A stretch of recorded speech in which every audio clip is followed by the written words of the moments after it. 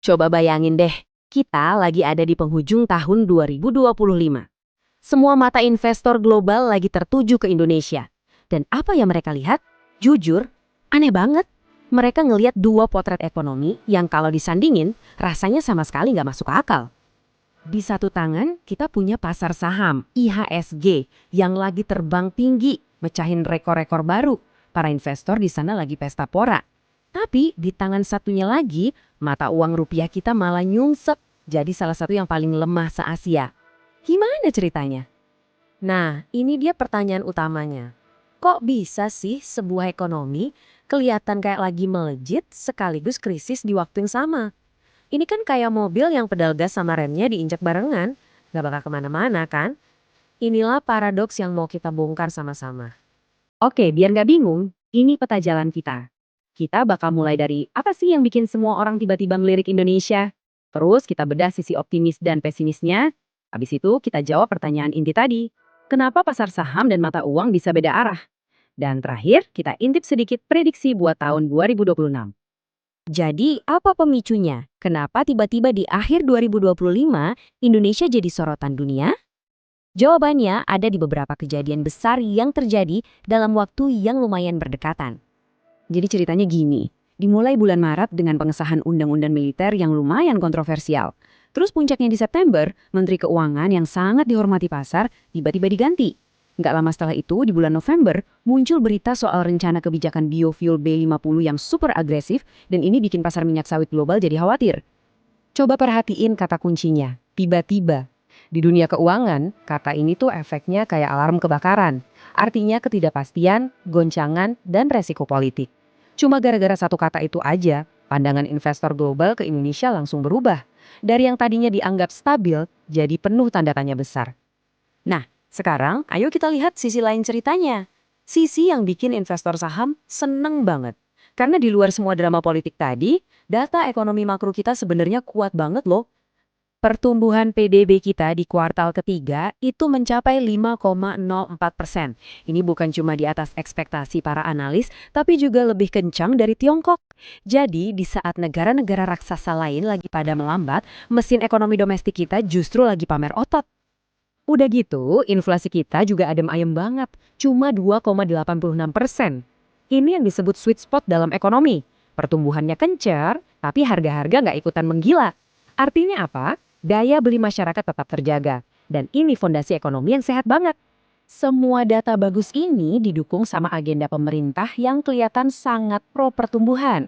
Ada target ambisius 8%, dorongan hilirisasi, jadi kita nggak cuma jual nikel mentah tapi diolah dulu biar nilainya lebih tinggi, plus ada stimulus ekonomi juga. Ya bagi para investor saham, ini kayak dengerin lagu favorit mereka. Tapi selalu ada tapinya kan? Di balik angka-angka yang kinclong tadi, ada sisi lain dari koin ini. Sisi yang bikin investor obligasi jangka panjang dan pasar mata uang jadi deg-degan. Coba deh lihat angka ini. 4 miliar dolar. Sebanyak itulah uang yang kabur dari pasar obligasi kita hanya dalam 2 bulan. Ini bukan lagi lampu kuning ya. Ini udah sirene darurat yang meraung-raung. Tanda kalau kepercayaan investor jangka panjang lagi goyah. Jadi, mereka takut sama apa sih? Kekhawatiran itu cukup dalam.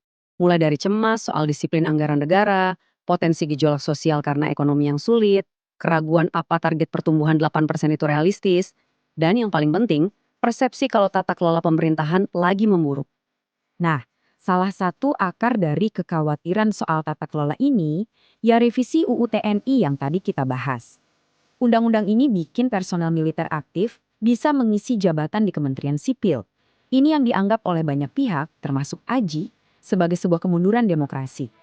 Bagi investor jangka panjang yang butuh kepastian, ini adalah risiko besar. Oke, sekarang bagian paling serunya. Saatnya kita menyatukan semua potongan puzzle ini.